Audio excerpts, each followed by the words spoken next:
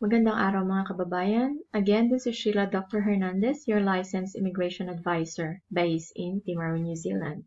So for today, I will answer the question, how to migrate to New Zealand. So this is the most commonly asked question ng mga viewers natin. Okay, so paano ba makapunta sa New Zealand? So there are two types of migration to New Zealand. We have the temporary and the permanent migration. So first, to enter and stay in New Zealand, you need a visa if you are not a citizen or a resident of New Zealand. So that includes yung mga Philippine passport holders. So if your intention is to stay in New Zealand for a limited period of time, then you need to apply for a temporary visa. There are different types of temporary visas, but the most common temporary visas are the visitor, work, and the student visa. And if your intention is to stay in permanently in New Zealand, then you need to apply for a residence visa. There are different residence pathways to New Zealand. So we have the skilled or business stream, the family stream, the international or humanitarian stream. So last year, based on the report, Migration Trend Report of the Ministry of Business, Innovation and Employment or MBIE, 52,000 people were granted residence. And 57% nito ay skilled or the business stream. Out of that 57%, about 50% are skilled migrants, SMC. The SMC is a point-based application.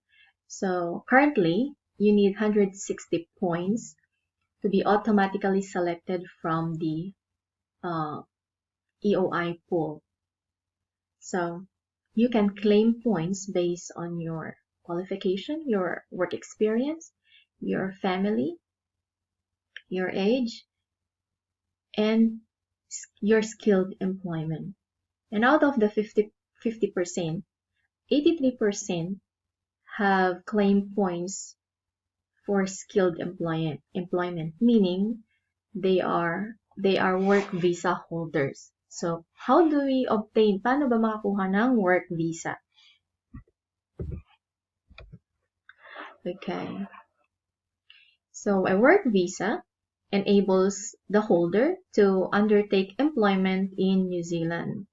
You can apply for a work visa if you have a job offer, you have studied a course that qualifies for post-study work visas, and you are a partner of a New Zealand citizen or resident, or a partner of a student visa holder, or a partner of work visa holder.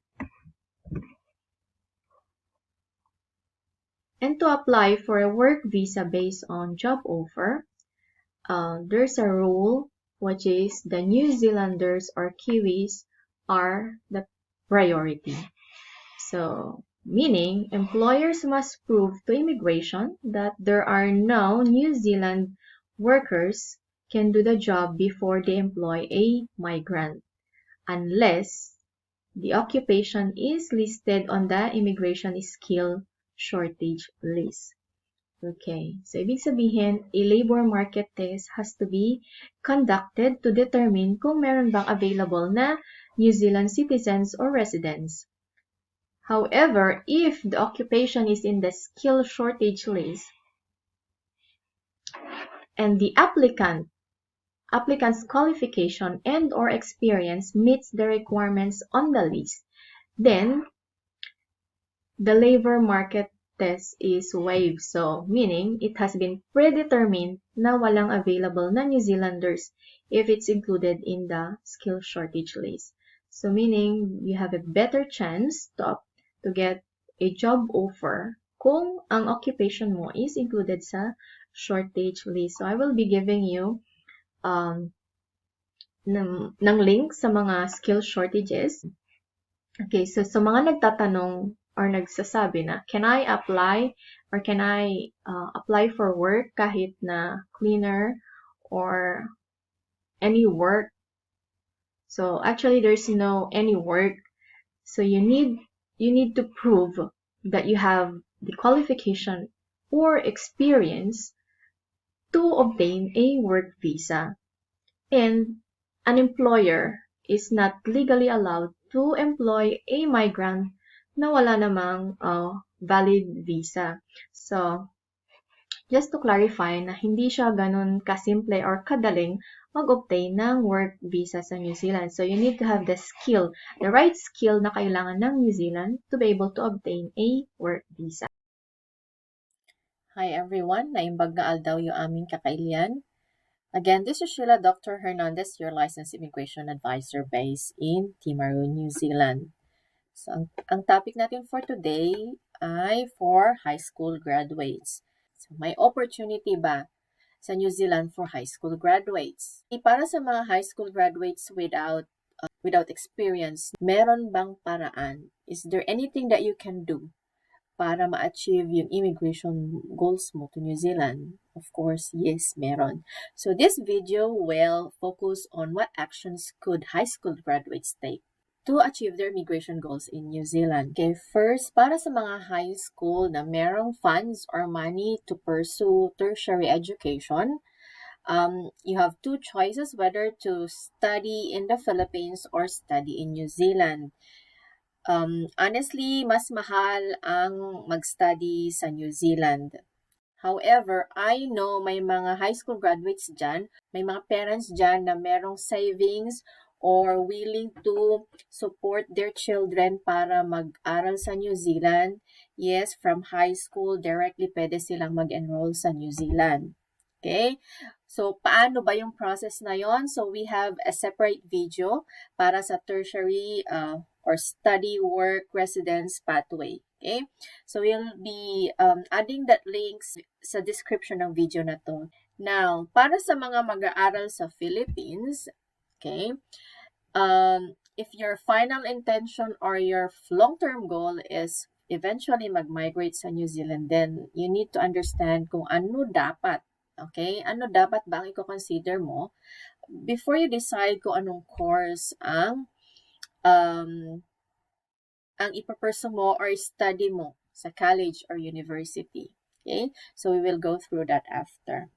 Then, similarly, ganun din yung sa mga high school graduates who have no plans na mag-study and directly mag-work right away. Then, ano ba yung dapat work kung maipapursue? Ano dapat yung work na i-grab ninyo? Okay, ganun din yung mga high school graduates na nag-work na ngayon, but then you're planning to change industry or change of career.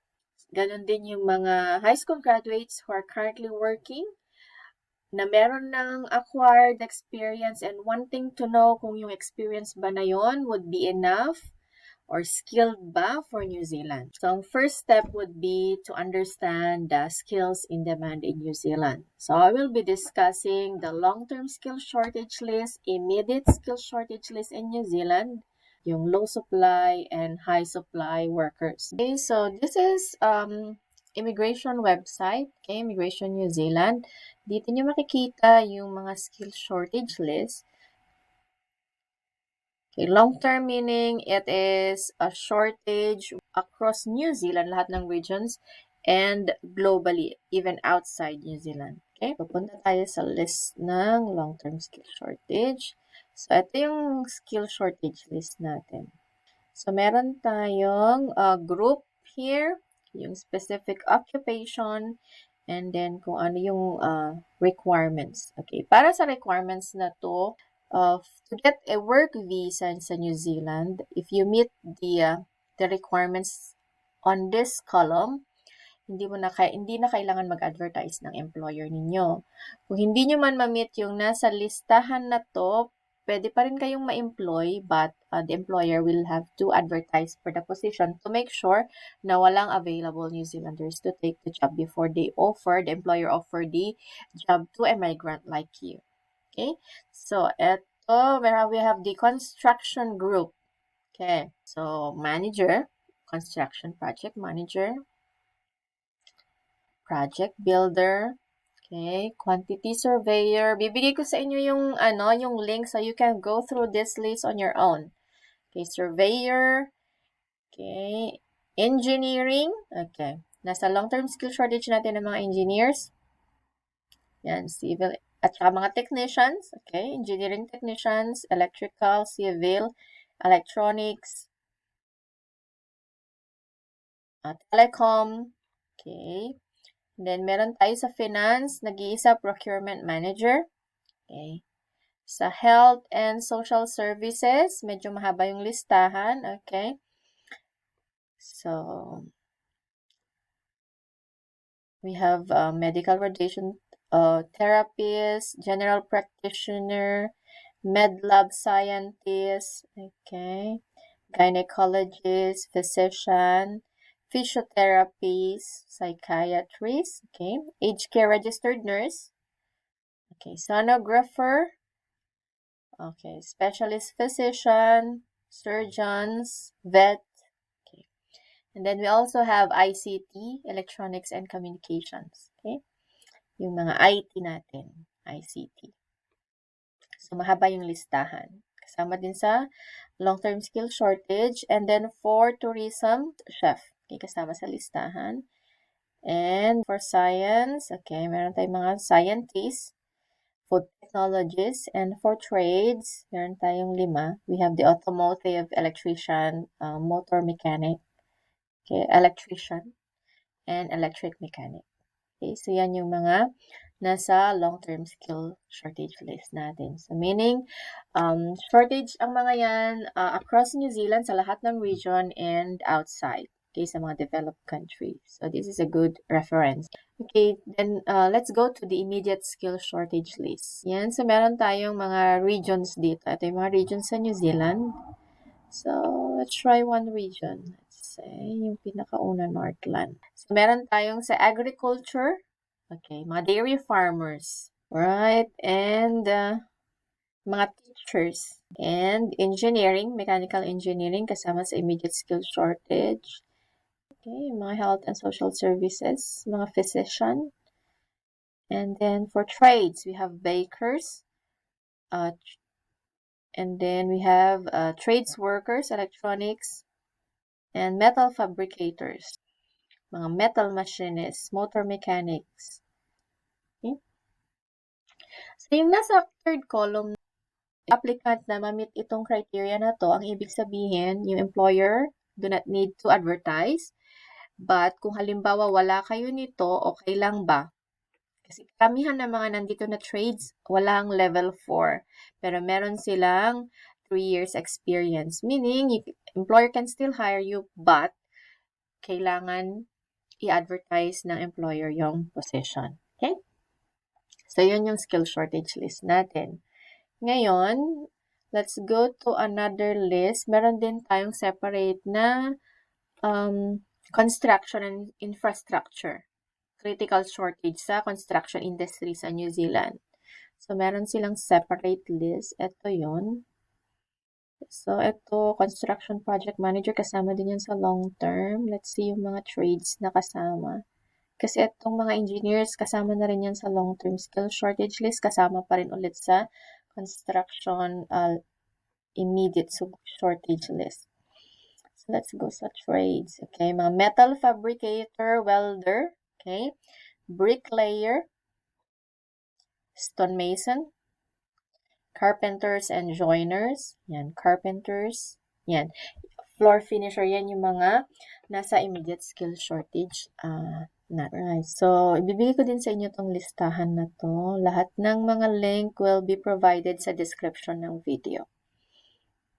And then, we also have a list post-COVID na list. Okay, right. So, ito yung mga list ng oversupply. Okay, maraming New Zealander ang available to take these roles. So, we have the admin and call center.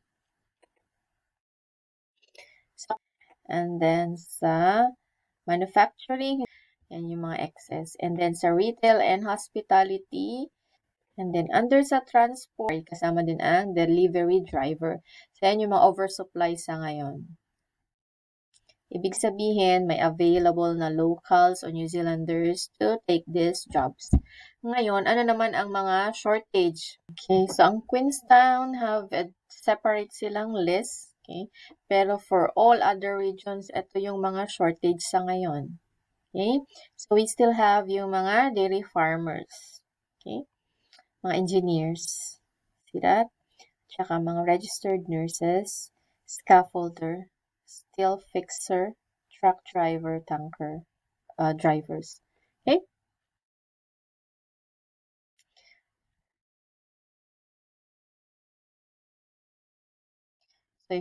So as you can see, ang registered nurse kasama sa long-term skill shortage, kasama din siya sa undersupply ngayon sa New Zealand. And for engineers, ganun din mga industrial engineer, mechanical plant engineer. Kasama sila sa long-term skill shortage, kasama din sila sa immediate mga kailangan na ngayon. And ganun din ang mga dairy farm workers.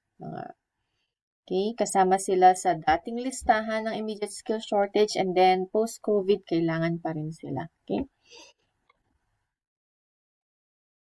And then similarly, ganun din ang scaffolders. Okay, mga truck drivers.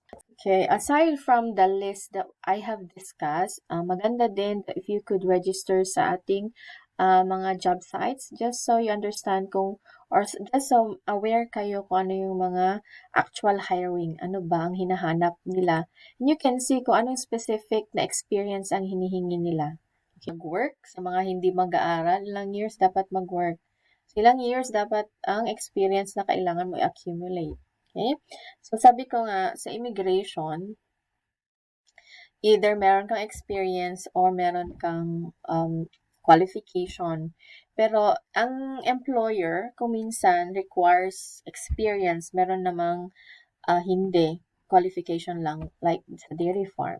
But then sa immigration, they use yung ANSCO, Australian and New Zealand classification of occupations. Okay? And yung mga farm workers, for instance, okay, ang kailangan nila ay at least secondary education, so high school graduate, since level 5, okay, and kailangan nila for some occupation a short period of on-the-job training.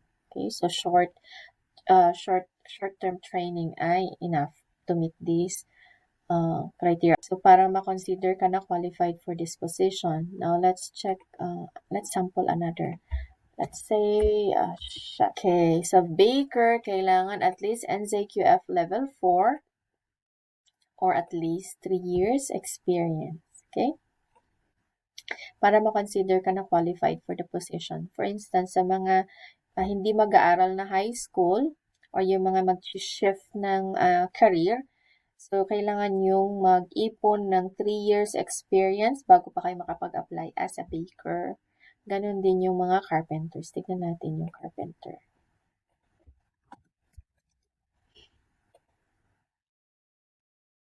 Carpenters and joiners. Yan. So, ANSCO skill level 3 siya. Kailangan ng level 4 or 3 years experience. So, parehas lang. Okay. Habang nasa ANSCO tayo, since ang long-term plan din naman natin is to stay permanently sa New Zealand, importante yung skill level for residents under skilled migrant category, no? So, importante na kung pipili kayo na experience, go for occupations na at least skill level 3. Okay? Like carpenters, for instance, skill level 3 siya. Speaking of residents, ano pa yung mga kailangan natin i-consider? Kailangan natin i-consider din ang tungkol sa sahod. Okay, ang reference na titignan natin in terms sa sahod would be, we will be using this website. I-share ko din to sa'yo. Sa ngayon, to apply for residence under skilled migrant category, kailangan mo ng at least 25.5 and then by July 2021, kailangan na ng 27. So, kung pipili ka between occupations, kung ano yung pipiliin mo, i-consider mo din yung pay rate, yung wage, okay, yung magkano ang sahod. Like for carpenters, experienced carpenters can earn as high as 25 to 50. So, possibly yung 27 sa carpenters. However, para sa mga iba, katulad ng baker, sa mga hospitality, mas mahirap sa kanilang i-achieve yun. So, walang hourly na kasulat. Computing natin. Okay? Consider natin yung qualified baker nila, like 40,000. 40,000 divide sa 52 weeks in 1 year. Divide mo sa, yung normal working hours nila in 1 week is 40. So, nasa 19.2 ito ang starting nila. So, medyo actually mababa ang rate ng mga bakers sa New Zealand as compared to carpenters. Okay? To sum up, yung diniscuss natin, so, you know the in-demand skills sa New Zealand, kung ano yung mga occupations na kailangan dito. Be aware sa mga skill shortage list. Nagbabago yan every year. So, watch out sa mga changes. And then, yung skill level. So, piliin niyo yung skill level 1 to 3. Okay? So, yun yung mga skilled occupations. Okay? And then, yung pay. Okay? Yan yung isang importanteng i-consider ninyo. Baka kasi yung pipiliin nyo na occupation, hindi mo naman makuha yung wage or salary threshold na kailangan for residents. I hope that with the information na na-share namin sa inyo, or you can make better decisions, okay? Para ma-achieve ninyo yung immigration goals ninyo sa New Zealand. Thank you for watching.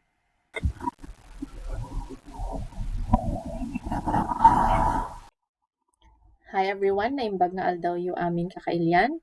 This is Sheila Dr. Hernandez, your licensed immigration advisor based in Timaru, New Zealand. Ang topic natin for today is to answer yung common questions that we receive.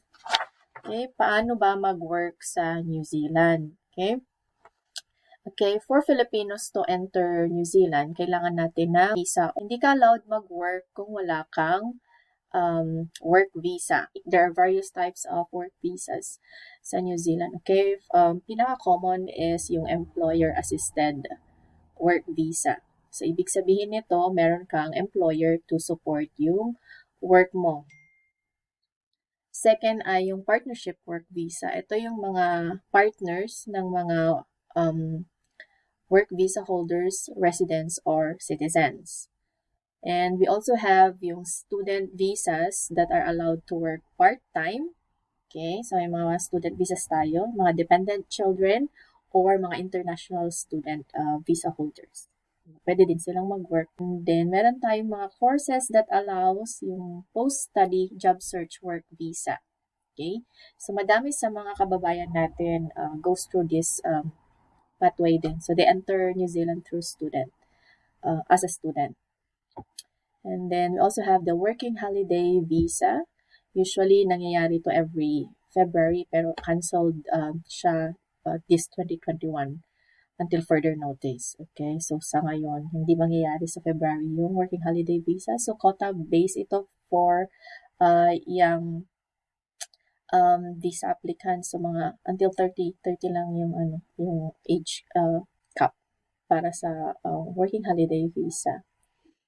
Okay? So, maraming nagtatanong sa inyo, pwede bang pumunta sa New Zealand at mag-work kahit ano? Hindi siya katulad ng ibang bansa. Sa New Zealand, ang mga employers dito, hindi sila nag-a-allow na mag-employ kung walang work visa kasi kapag ginawa nila yon may mga legal implications din sa kanila. And then, dito, madali din nilang i-trace kung sino-sino yung nag-work. Okay, nag-work without their visas. At pag nalaman ng immigration that you're working without your visa, maaari kang ma-deport. Okay. Right? So, ang pinaka-common na work visa is yung, as I said, yung employer-assisted. So, yun na i-discuss natin. So, paano ba makakuha ng employer-assisted work visas? So, sa mga nandito na sa New Zealand, normally ay walk-in. So, pupunta sila, normally parang sa Philippines, so you go from one company to another to apply in person. And para sa mga nasa labas ng New Zealand, posible pa rin, okay? Madami sa mga Pilipino dumadating dito na may mga naka-work visa na sila. Okay, which is better for most. Kasi pagdating nila, mag-work na sila agad. Okay, so paano ba mag-apply? Okay, online. Madaming dumadating dito, nag-a-apply sila online. May mga listahan, may mga listahan ng skilled occupation sa New Zealand. Okay, so may listahan sila. Although, hindi naman ibig sabihin lahat ng nasa listahan automatic pwede na kayong makahanap. So, really, sometimes, may mga skill na hinahanap ang mga employers. Okay? So, ang madami dito is yung Essential Skills Work Visa. Ito yung visa that fills the gap. Okay? Skilled gaps sa New Zealand. Ibig sabihin, hindi enough yung mga locals to fill the positions. Ngayon, paano ba makahanap ng employer na magsusupport sa inyo? So, pwede kayong mag-apply online. Okay, so para siyang yung job street sa Philippines. Job street, yeah. So, online, meron din mga job sites. Ang pinaka-common dito is yung we have the SEEK. Okay, yung www.seek.co.nz or meron din tayo yung sa TradeMe. So, meron pa din iba't iba. So, you just i-google nyo lang mga job sites in New Zealand. Or i-google ninyo yung job hiring for your skills or yung occupations ninyo and find out kung in demand ba siya dito. And one thing is through agencies sa Philippines. So, meron tayong mga authorized agencies sa Philippines na kung saan may mga employers that are willing to support through POEA license agencies. Okay? So, normally, ang madaming dumadating dito ay mga tradies, okay, mga carpenters, okay, plumbers. So, madami. Okay, you just go to POEA website, makikita nyo doon. That's the first, actually, yung pinamagandang unang gawin ninyo. Kasi zero placement, so dapat walang bayad. Then, meron tayong mga referrals din. So, madami din dito. Kung may family kayo or friends na may kakilala na employer who are willing to support an application, pwede din siya. Okay. So, madaming paraan kung paano makakuha ng employer, pero hindi, depende sa skill na kailangan. Like, dito, in demand ang caregivers, pero walang employers that are willing to go through recruitment agency. Bihira, meron man siguro, pero very seldom ba yung employer na maghanap sila ng agency to employ. So, madami dito, dumadating sila, nag-enter muna ng New Zealand, normally as students, yung mga nurses dito, or hindi pa nila natatapos yung CAP nila, or mag-register as a nurse, they work as caregiver. So, may mga in-demand na not necessarily go through recruitment. Okay? So, pinakamaganda is go to New Zealand job sites to check kung ano yung mga in-demand dito para makita ninyo. Okay? Kung in-demand ba yung occupations ninyo or skills ninyo. Okay? Ano po ba? So, may age limit ba para mag-apply sa New Zealand? Wala. For temporary visas, like sa mga work visa, wala tayong age limit. For essential skills work visa, meron din tayong tinatawag na work to residence visas. Yun, may limit siya, 55 years old. Kasi residence pathway yun. Okay? So, for residence, meron tayong cap, which is yung 55. Pero, for essential skills, wala. Okay? As long as susuportahan ka ng employer mo, willing silang i-provide lahat ng documents na kailangan, then kahit 60 years old ka pa, pwede pa rin mag-work dito. Ngayon, kailangan ba ng English test para mag-apply dito? Hindi. For temporary work visas, hindi kailangan ng English test. Okay? So, pag nag-apply ka for work visa, like essential skills, kasi yun pinaka-common sa mga migrants dito. So, ang requirement usually is, syempre yung passport, health, character, okay?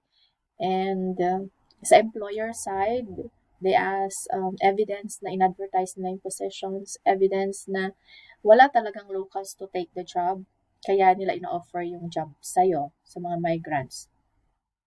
Okay? And of course, qualification or experience na suitable ka for the position. Okay? So, minsan may mga applicants na merong mga employer na gustong mag-support sa kanila pero hindi naman sila qualified. So, hindi rin yan pwede sa immigration. Kasi sa immigration, ang mga occupations are classified by skills. So, skill level 1 being the highest, skill level 5 being the lowest. So, bawat occupation merong requirement. Okay? Yung mga skill level 1 usually requires a bachelor degree, relevant, okay? Relevant na bachelor degree or 5 years experience. Kung wala ka nun, you cannot hindi ka qualified for the position. So, application will be declined. Okay? Ganun din sa level 5. Sa level 5, 4 and 5, yung mga below sa skilled, kailangan na at least high school or some training. Depende sa occupation. Okay? So, hindi pwedeng pupunta dito tapos, or hindi, tag dito, there's really, kung minsan may mga nagbe-message sa amin na pwede bang mag-work dyan, yung kahit ano kaya kong gawin. Okay? So, kahit kaya nyong gawin lahat, kaya lang, kung wala namang employer na mag-support sa inyo, hindi pa rin kayo makakakuha ng work visa. Kung meron man, yung iba naman, merong mga employer na mag-support sa kanila, pero wala naman silang relevant na experience or a qualification meaning diploma or certificate. So, naka-identify yan kung bachelor degree ba, diploma level 4 ba ang kailangan para masabi kang qualified for the position. Okay? So, magkakaiba yan depende sa occupation. Like, for instance, sa carpenters, ang carpenters ay skilled dito. So, madaming mga Pilipino dito they're working as carpenters. Ngayon, para ma-consider silang suitable for that position, they should have at least a level 4, equivalent level 4 na certificate, or meron silang 3 years experience. So, karamihan sa kanila meron silang 3 years na experience. So, kung wala ka nun, you cannot apply for a visa. Okay? Kahit may employer. Well, you can apply, pero madi-decline din yung application since hindi ka suitable for that position. Okay? So, ngayon, pwede bang mag-apply directly for residence? Kasi, residence meaning, you're allowed to work indefinitely sa New Zealand for any employer. Walang restriction sa visa mo.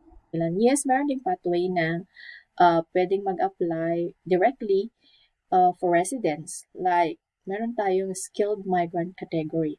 Okay? Na kahit walang employer, pwede. Ito ay points-based application. So, meron tayong threshold which is 160 points. Yun yung mahirap i-achieve. Pero posible, meron pa rin nag-a-apply na nasa labas sila ng New Zealand, nag-a-apply sila directly for skilled migrant category. So, if you have any other recommendations or other questions na gusto ninyong gawan natin ng video, then feel free to leave a comment and we will consider it in our future videos. Okay, so just to clarify, hindi ako recruitment company, recruiter. I cannot offer you a job. However, kung meron ka ng job offer, merong employer na magsusupport ng visa application mo, then we can process your visa application. Daw yung aming kakailian. This is Sheila Dr. Hernandez, your licensed immigration advisor based in Timaru, New Zealand. Okay, our topic for today is to answer one of the common questions din na na-receive natin, which is, paano maging farmer? Paano mag-work as a farmer sa New Zealand? First, madaming klase ng farmers dito sa New Zealand. Meron tayong mga pig farmer, poultry, meron din sa sheep. Okay? Ang pinaka-common ay yung sa dairy. Nagre-raise, okay? Nagbe-breed, at nagmi-milk ng mga cows. Okay? Yan yung karamihan na nandito. Ngayon, paano makapunta dito at mag-work as a farmer, dairy farmer? First, kailangan mo ng work visa para makapag-work. Okay? Ngayon, paano ba makakuha ng work visa? So, meron tayong video na kung saan diniscuss ko kung paano ba makakuha ng work visa. Pero discuss ko dito yung pinaka-common. Okay? Yung Essential Skills Work Visa. Kasi yun yung mostly visas na hawak ng mga farmers natin dito. Ito yung visa na kung saan it fills the skill shortage sa New Zealand. Okay? So, employers need to prove na walang locals to take the job. Kaya nila in-offer to sa mga migrants. May mga dumadating dito na may hawak na silang na work visa. Okay? Ito yung mga, usually may mga work experience sa ibang bansa. Normally sa Japan. Okay? Madaming galing sa Japan, sa Saudi or Korea. So, paano sila naghahanap ng employer to support their visa application? Sa mga may experience, karamihan sa kanila dumadating through recruitment agencies. So may mga authorized recruitment sa Philippines. Makikita nyo doon sa POEA website kung may mga may mga hiring. Meron ding mga naka-base dito sa New Zealand. So I'm not affiliated with any recruitment agencies kaya paki-Google na lang at i-check na maigi na valid or ang tawag natin authorized or legit ang recruitment. So normally ang recruitment agency dapat hindi ka sisingilin. Okay, hindi ka sisingilin para makakuha ng employer. Okay, normally. Especially yung mga naka-base dito sa New Zealand. Usually, hinahanap nila is yung overseas, yung mga experience from overseas. Okay? Pwede bang diretso, like mag-cross country? Pwede yon. So, yung mga nasa Japan, meron na sila experience. Okay? So, pwede sila mag-apply through recruitment or pwede ding direct. Okay? Pwede ding direct. Susubukan nyo munang mag-apply online kasi pwede naman. May mga job sites sa New Zealand like TradeMe, Seek. Okay? So, i-google nyo lang mga job sites sa New Zealand at saka meron tayong yung farm source, yung mga sa dairy roles. So, may mga employers that nagsusupport, okay? Although bihira. Normally, mas gusto nila yung nandito na. Hindi nyo kailangan bumalik pa sa Philippines bago pumunta sa New Zealand as long as meron na kayong approved na work visa. Yung iba, kung meron ka ng experience, okay, kung meron kang work experience or meron kang relevant na qualification, halimbawa, so yung mga graduate ng agriculture, animal science, yan, kung meron kayong mga friends and relatives na nandito na sa New Zealand at may kilala sila na employers na willing mag-support ng visa application, so pwede din yon. And then, karamihan ng walang experience ay dumadaan ng student, okay? Student visa. Mag-aaral sila for 3 months. And then, after 3 months, saka sila pwedeng mag-apply, okay?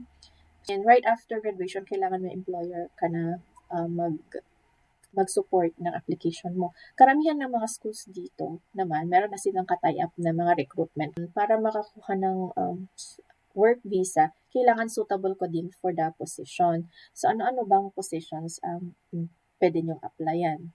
Normally, sa dairy, ang entry role nila ay dairy farm assistant or farm worker. Sa immigration, para ma-consider kang qualified for that position, either meron kang high school diploma at saka training. Okay? 3 months na certificate ninyo, 3 months na study would be sufficient. So, magiging, you could be qualified for that position, considered qualified. Yun nga lang, sa student, syempre, mas mahal siya na pathway kasi kailangan mong magbayad din ng course fee. Okay? For 3 months din yun. And you need to show na meron kang funds or money, pera na to prove na you have money to support yourself habang nag-aaral ka. So normally ang mga schools dito, charge sila between 6 to 7 or 6 to 8,000 yung depende sa school. So magkakaiba yung tuition fees nila. And yung sa naman, sa maintenance, living maintenance na required ng immigration is nasa 1,250 per month. Okay? So, sa isang per month yun. So, kung 3 months yung course, ibig sabihin, kailangan mo ng 3,750. Okay? Plus yung course mo na nasa 7,000. Okay? Yun yung kailangan mong i-prepare na pera. And then, syempre, after that, kailangan mo pa rin mag-medical. Okay? Kailangan mo pa rin mag-medical bago mag-apply ng visa. So, yun yung entry natin, no? Dairy farm assistant or farm worker. After that, yung mga positions nila ay assistant herd manager, okay? And then farm manager, assistant farm manager, then farm manager. Okay? Sa immigration, dalawa lang ang sa ngayon ang recognized. Ang ginagamit kasi nila na reference is yung ANSCO, Australian and New Zealand Classification of Occupations. So, sabi ko nga, ang occupations dito are classified by skill. Ang skill level 1 being the highest, skill level 5 being the lowest. So, for dairy farmers or farmers, dalawa lang ang skill level sa ngayon under ANSCO version 1.2. Okay? Ang farm worker is skill level 5, yun yung pinaka-lowest. And ang pinakamataas ay skill level 1, which are yung farm managers. So, lahat ng mga positions na below that will fall under skill level 5. Okay? So, it's either farm manager ka or farm worker ka under immigration. Although yung latest na changes natin last July 2020, hindi naman naka-base na sa skill level para makakuha kung ilang years ng visa ang makukuha mo. Okay? So sa ngayon, based on yung current policy, okay, as of July 27, 2020, kung ang sahod mo ay 25.5 per hour, so you're eligible for a 3 years work visa. Below that, yung median wage, you will only be given 6 months or 1 year. 6 months kasi sa ngayon under yung sa COVID na changes, lahat ng applications below yung median wage lahat ng applications until January will only be granted 6 months. Okay, after that, yung babalik na siya sa usual na 1 year para sa mga low-paid visa applicants. So, marami bang nakakakuha ngayon ng 3 years? Yes, maraming nakakuha ng 3 years, pero karamihan sa kanila, higher ang position compared to farm assistant. Okay? Usually, yung mga assistant herd manager. Okay? From herd manager or herd manager, assistant, farm manager, at syempre yung farm manager, which is yung highest sa skill level.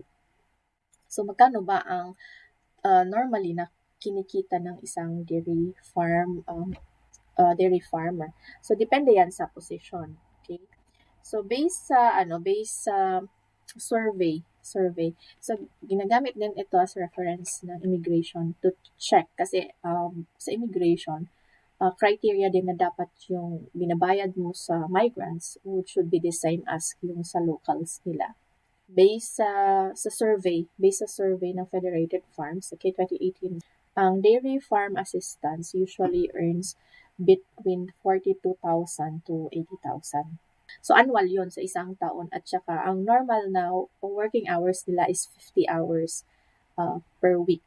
So, meron bang residence pathway ang dairy farmers? Under the current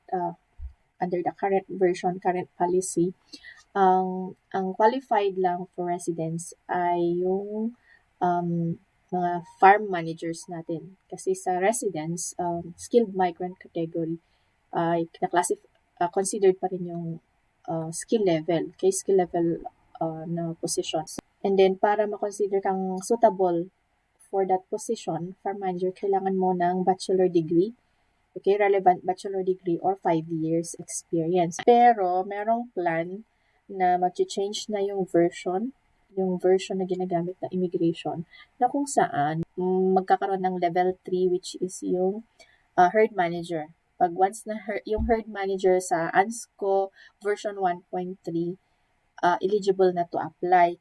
Sa work visa, wala tayong English test requirement yan, okay? Sa mga temporary visa sa New Zealand, hindi required mag-take ng English exam for residents lang. Okay? So, we'll be preparing also videos para sa ibang occupations. So, kung meron kayong specific requests like caregivers, let me know. We can prepare a video for you.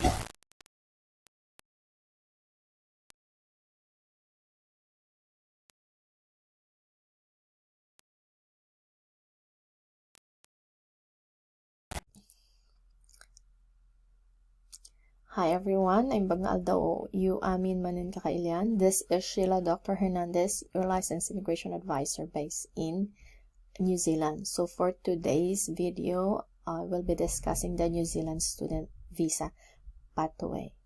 Okay.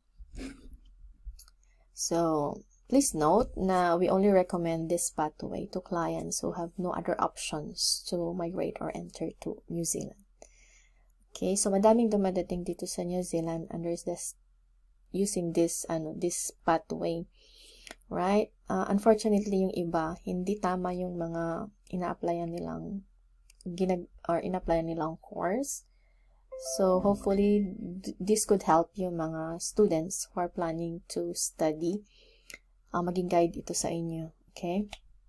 Kung ano pa dapat ang kino-consider ninyo pag ginamit niyo itong pathway na to. Right? So, sino-sino ba yung pwedeng mag-apply? High school graduates ay pwede nang mag-apply for student visa dito. Okay? So, pwede din, usually, yung mga dumadating dito ay graduate na, tapos nag-work na. So, meron silang pera to use para pumunta dito sa New Zealand at mag-study. Okay, so meron din tayong mga anak na mga overseas Filipino workers and especially yung mga nag-work dito sa MSA. So kung hindi nila madala yung anak nila through other visa options, ito yung another way to bring your children na makasama nyo sila dito sa NZ. Okay, ganun din sa mga New Zealand resident visa holders na hindi nila ma-support kasi hindi na nila ma-meet yung criteria for dependent children. This is one way para madala ninyo yung mga anak ninyo. Okay? And professionals na gustong mag-migrate.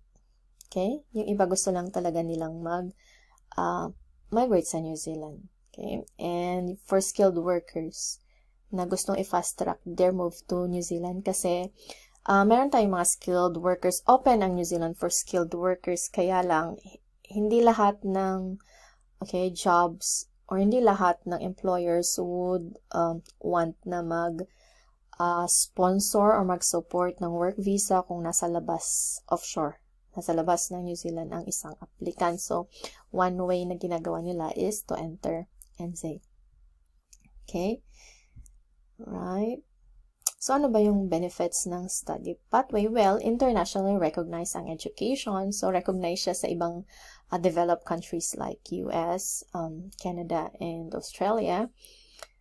And yung student visa also have a multiple entry visa condition. So, kung kailangan ninyong umuwi sa Pilipinas during study break, you can do that kasi multiple entry naman yung visa na i-issue sa inyo. And hindi lahat ng study or courses sa New Zealand would allow part-time work. So, kung importante ito sa inyo na makapag-work kayo part-time for 24 hours during regular school days and full-time every school break, then let us know. Okay? Kasi hindi lahat. May criteria kung ano-anong courses ang allowed mag-work at hindi allowed. Okay? And nakasulat yan sa visa na you will be allowed. Otherwise, kung walang nakasulat na allowed ka mag-work, you're not supposed to be working. It will be a breach of your visa conditions. Okay? So, estimated, magkano ba ang kinikita ng mga estudyante? Well, minimum wage, for example, high school graduate, no? Kung halimbawa mag-work siya dito, so, ang minimum wage natin ay 17.7 currently, and then by April, tataas siya ng 18.17, I think, per hour. Okay, so kung mag-work sila ng 20 hours, so that will be 354 per week. And times 4, okay, 1,416, that's the gross amount. So, less ng tax kasi may tax pa rin. So, around 1,000 per month. Okay? Plus yung earnings during school breaks. Okay? Now, ano ba yung opportunities after course completion? So, after matapos nyo yung course ninyo, usually ang mga courses is some courses, okay, you are eligible to apply for 1 year open job search work visa. Okay? So, meaning you will be able to work after completion ng course, pwede ka nang mag-work full-time for any job, any employer, any location. Pero, syempre, we recommend na kung ano yung tinapos mo, dapat yun din ang doon ka din dapat ma-employ para magamit mo siya for your future application for residence. Oo. So, importante na yung pipiliin mong course, okay? After matapos mo yung course, meron bang opportunity? Ano yung demand? Okay? Pag natapos mo itong course, ano bang magiging work mo? Meron bang demand for that work? So, yun ang i-check nyo sa mga education agents ninyo. Pag natapos mo yung mga course nito, ano magiging trabaho mo? Ano ang likelihood na makahanap ka ng work after matapos yung course? Okay? So, importante yun. Yun ang pinaka-importante. Okay? Ang common mistake ng mga dumadating dito na students, kasi marami ding Pilipino dumadating dito as students, ang mga course na pinipili nila, actually pinipili ng mga agent nila sa Pilipinas kasi hindi naman sila familiar kung ano ba talagang in demand dito.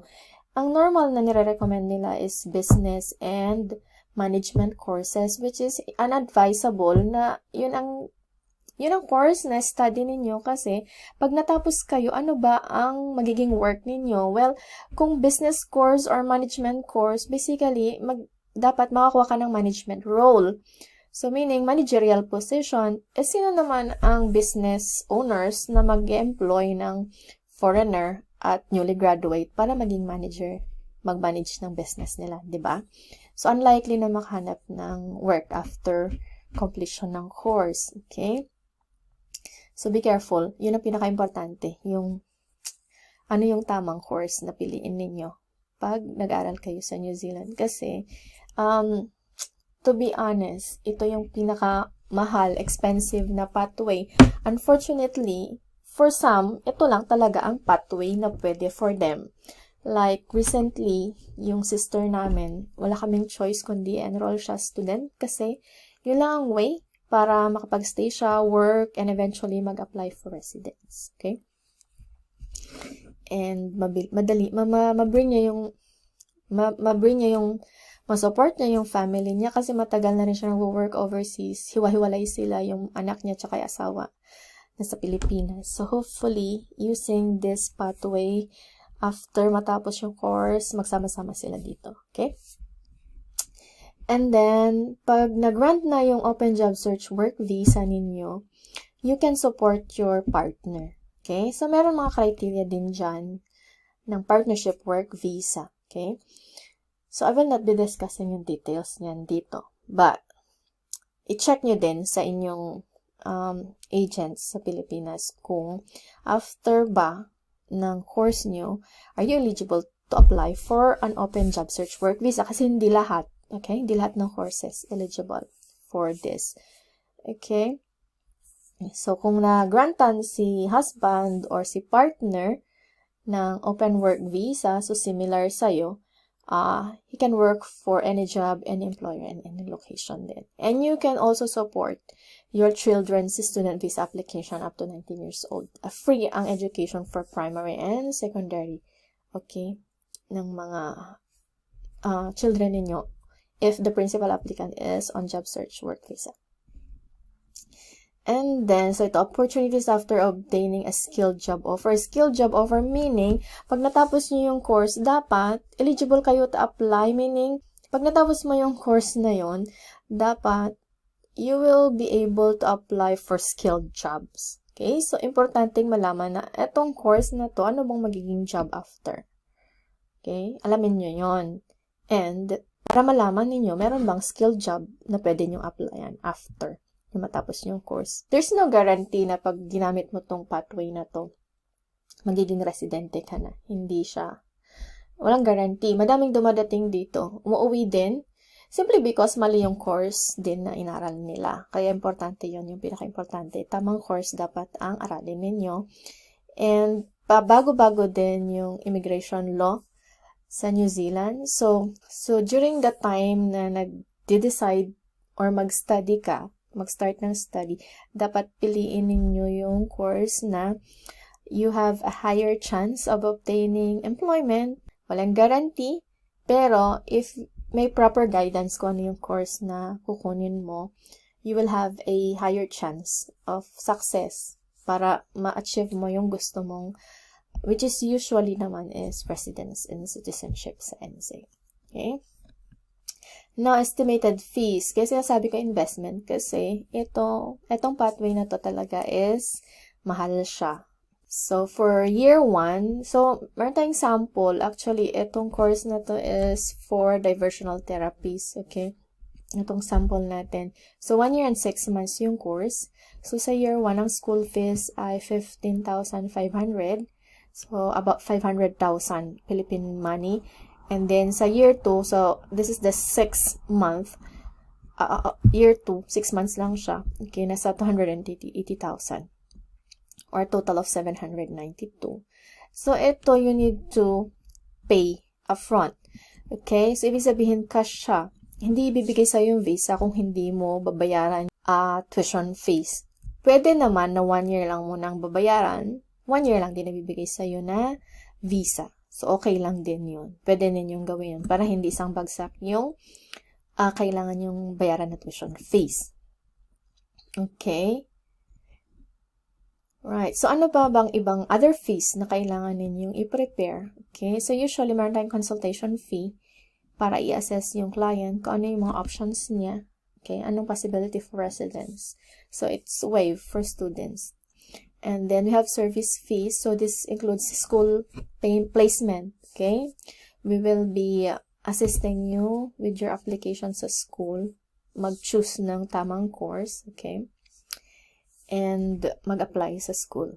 Okay? Makuha yung mga requirements for visa processing kasi kami din ang magpa-process ng visa ninyo.